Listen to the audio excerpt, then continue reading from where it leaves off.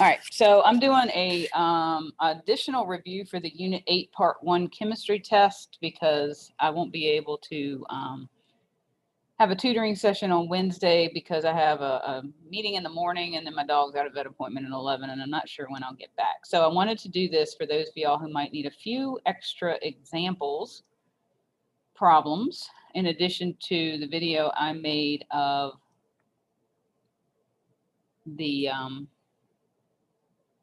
the actual study guide examples. So let's look at this. So what I did was I didn't do everything that was identical to the study guide because you have that video, but I did take the math type problems and I made sample problems like them. So you're going to see these labeled as sample problem like number 7. That would be like the one that's number 7 on the study guide. I just changed the number so we'd have an additional problem for you guys to see how to do it. All right, so this one says how many calories, how many calories, hold on, are needed to raise the temperature of a 306 gram sample of water from 13 degrees Celsius to 36, and there's your specific heat. So this is our heat transfer formula, that's a negative. All right, and it asks for calories, so that is a unit of energy. So we're trying to find Q. If you look, we have grams here and grams here, so they match, so we don't have to convert the amount. We can leave it as 306 grams. The C is the specific heat, 4.18 joules per gram degrees Celsius. And then we have our final temperature, which is 36 degrees Celsius, and our initial temperature, which was 13. So when you plug this one into the calculator, 36 minus 13, you get 23 degrees Celsius. And then you just basically, you're going to eliminate your Celsius units, you're going to eliminate your grams, and that's going to leave you with joules. And when you multiply 306 by 4.18 by 23, you're going to end up with a big number, 29,418.8. Now this is in joules, and look what they ask us for, calories. So if you recall from the notes, when we were doing the energy, we said 1 calorie is equal to 4.18 joules. So we got to convert joules to calories. All right, we want our joules to cancel. And when you plug this into the calculator, it's going to leave you with calories. So it's 29,418.8 divided by 4.18, and you're going to end up with 7,038 calories.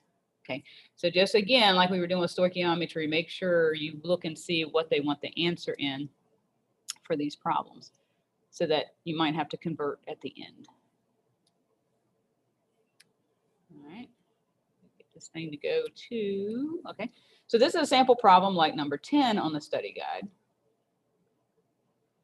All right, and all we're doing is a simple conversion. So we have 37 degrees Celsius plus, remember we have to add 273 when we're trying to get Kelvin. So this one is simple as that. You're just adding 273 and you get 310 Kelvin. And that would be your answer for that.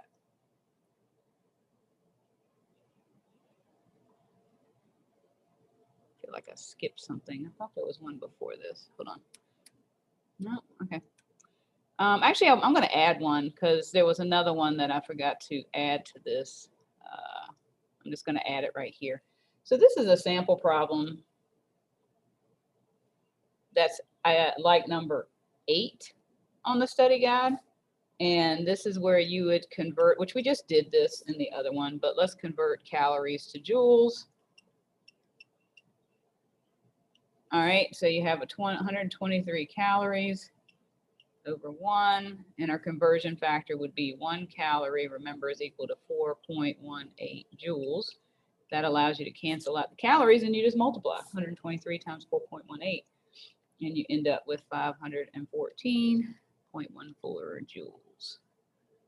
Okay, so sorry, I meant to put that in as on a slide, and I forgot, so I must have missed it. There's one like that on the other study guide, and there's one like that on the test, of course. All right, let's take a look at these heating and cooling curves. I just wanted to go over this one more time. So if you have your curve, and looks like this, you got that plateau, and then it goes up, and you got the plateau, and then it goes up. Just to reiterate, here is the solid. This is when it is a liquid, and at this point it is a gas. And notice how it plateaus. That's supposed to be a plateau. But anyway, where the temperature remains constant, which is during the phase change.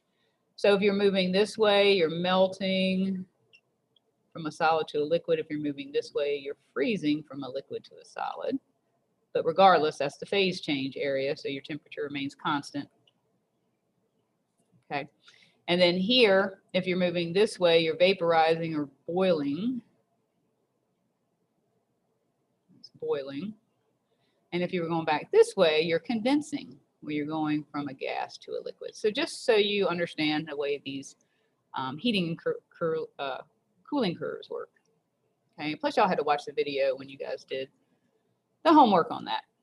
All right, let's take a look at a sample problem that's like number 13 on the study guide. For this one, it says heat of fusion. So you know that we are in a phase change because it also says here that we're melting. So you don't see any temperature in this because temperature doesn't come into play when, remember, we do the phase change. So you're using that formula that looks like this. It doesn't have the temperature. They want to know the heat energy. So that's a measure of Q there.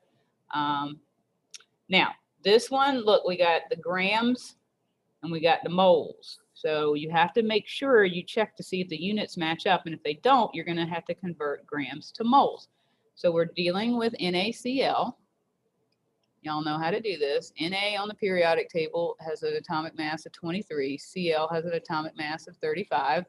Add those together, it's 58 grams per mole.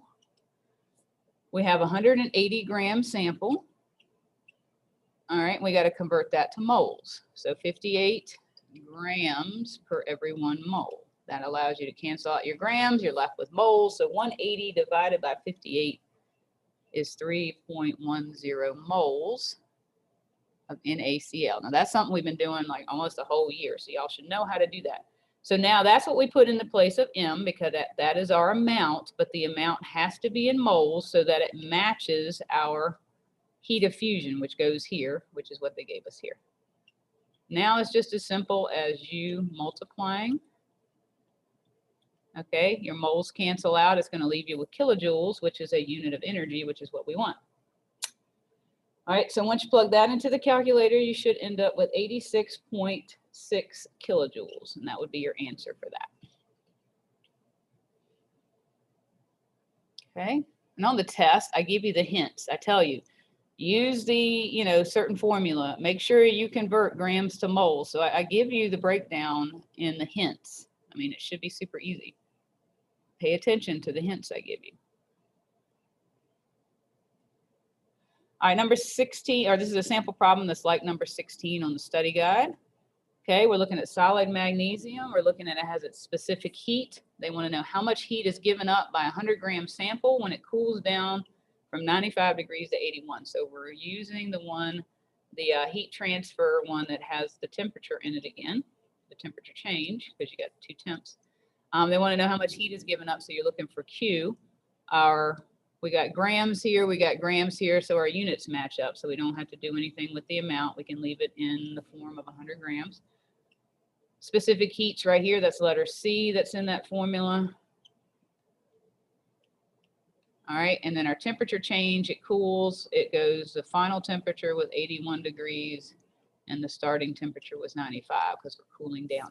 So when you plug the temperature part into the calculator, you're going to end up with a negative number, which is correct because we're cooling, and it's asking how much is being given up. Okay, so we're cooling down, we're radiating that heat off of our sample. All right, so now basically you can cancel out units, and look what we're left with, joules, and that's what we're trying to find is Q. So you just put 100 times 1.01 into your calculator times negative 14. And you're going to end up with a negative number, which is correct because this is telling you how much heat is given off by our magnesium when it cools down. Okay. Oops. Guess I needed to clear that first. Okay. All right, phase diagrams, again, just a quick review on how to read these things. All right, so you have your temperature, you have your pressure. All right, kind of looks like a Y. For every type of substance, it's going to be slightly, you know, the temperature and the pressure will be different, but it's still going to be kind of Y-shaped. So over here, you have your solid, up here, the liquid, and here the gas. Remember, we have the triple points here, which is the temperature and pressure that a substance can exist as all three. And I don't think we did the other one, the critical point. And that's not on the test. So, okay. And then we have this last one where we're converting pressure. Okay. So again, guys, I highly recommend that you create your own little formula sheet that has all of these, you know, formulas and conversion factors on them. They're all in the Unit 8 notes. Okay, it just makes it easier. So if you recall, with atmospheric pressure, we started talking about the millimeters of mercury and how that was Torricelli that figured that out. So they ended up kind of calling his units Tor for his last name. But then remember we said Pascal came along, another scientist, and he came up with his own units, kilopascals. And then remember the whole group of scientists got together and was like, no, we need our own one unit that everybody in the world can use, which was the atmospheres. All right, so this is your conversion factors. Again, this is stuff you need to write down and have on like a little simple formula sheet that you can just pull out anytime. All right, so look what we're starting with. 812 kilopascals over 1. Okay, and we want to convert to atmospheres. So let's look at our conversion. We got kilopascals and atmospheres here. What do you put on the bottom of the second fraction? Well, we want to put the 101.3 kilopascals so that it will cancel out. We don't want those units. We want atmospheres. So 101.3 kilopascals is equal to 1 atmosphere. Okay, now you just do the math. 812 divided by 101.3, and you should end up with 8.02 atmospheres for your answer.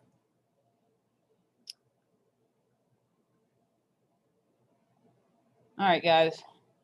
Those are some additional problems to help you prepare for our test, which will be on Thursday. So please make sure you check in class time on Thursday, April 22nd, because the test will be open during class time, which will be when I want you guys to take it. So email me if you have any questions.